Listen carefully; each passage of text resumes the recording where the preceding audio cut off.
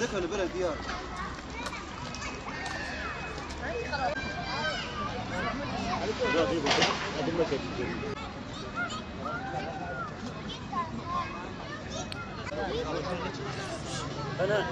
انا قابل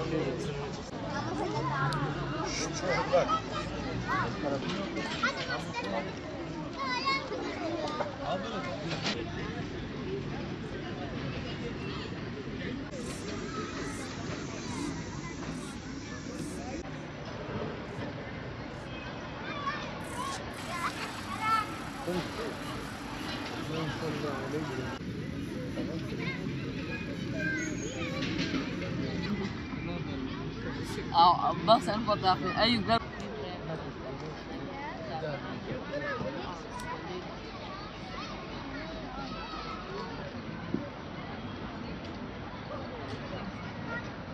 Arkadaşlar hepiniz kitap okuma etkinliğimize hoş geldiniz. Kitap okuma etkinliğimiz başlamıştır. Geldiğiniz için Allah sizden razı olsun inşallah. Allah hepinizi kabul etsin inşallah. Hüdapar Batman Merkez İlçe Başkanı olarak kitap okuma etkinliği başlatmıştık. Bu etkinliklerin ikincisini bu hafta Şerzan Kurt Parkı'nda yaptık. Bu etkinliklerle gerçekten bir farkındalık oluşuyor. Özellikle kitap okuma ile alakalı kitap dostları, kitap severler bir araya geliyorlar. Açık alanda bir saat boyunca hep birlikte kitap okuyorlar. Malum toplumda kitap okuma oranları istediğimiz seviyede değil. Pandemi süreciyle birlikte bu kitap okuma oranları daha da düşmüş durumdadır. O yüzden bizler de toplum arasında bir farkındalık oluşturmak adına bir çalışma başlatıyoruz ve bu çalışmayı da devam ettiriyoruz. Çünkü biliyoruz ki bir toplumun gelişim sağlaması için o toplumun nitelikli bir nesle sahip olması gerekmektedir. Nitelikli nesle sahip olmak için de o toplum içerisinde insanların okumaya önem vermeleri gerekmektedir. O yüzden inşallah bu çerçevede toplumumuzu, gençliğimizi, neslimizi doğruya, iyiye, güzele, hayırlı işleri yönlendirmek ve yönetebilmek için biz bu çalışmaları devam ettiriyoruz. Bizler toplumda özellikle de aileler içerisinde kitaba yönelik bir ilginin uyandırılmasını istiyoruz.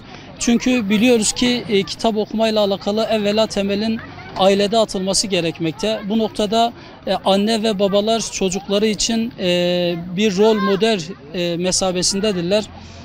Bununla beraber özellikle bizler şu tavsiyede de bulunuyoruz.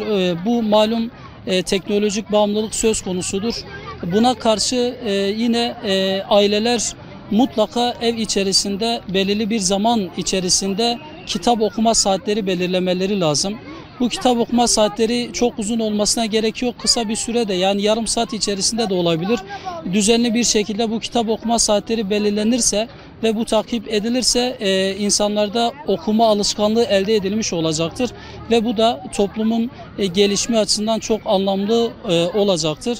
Bu çalışmalarla inşallah bizler kitap okumanın toplumun ne kadar iyi bir seviyeye getirebileceğini düşündüğümüzden dolayı toplumu da bu güzel, iyi şeylere de yönlendirmeye devam edeceğiz.